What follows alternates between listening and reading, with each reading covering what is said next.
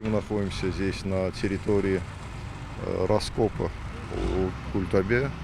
Это старейшие пока раскопки на территории города Туркестан. Это древняя его средневековая часть этого города. Здесь ведутся обширные археологические работы. Вы можете сами быть свидетелями, насколько обширная и большая, кропотливая работа ведется на этом участке. Это свидетельствует о том, что, конечно, научная общественность, руководство Казахстана придает огромное значение изучению, исследованию истории древнего города Туркестана, потому что Туркестан является одним из крупнейших духовных и культурных центров не только Казахстана и не только Центральноазиатского региона, но и всего тюркского мира.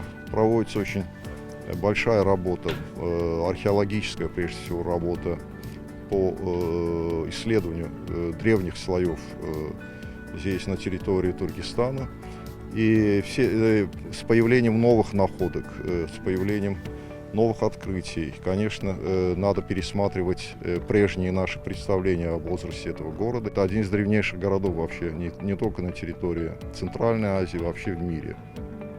Я хотел бы поздравить всех жителей Туркестана, Казахстана и всего тюркского мира, потому что это наш общий праздник.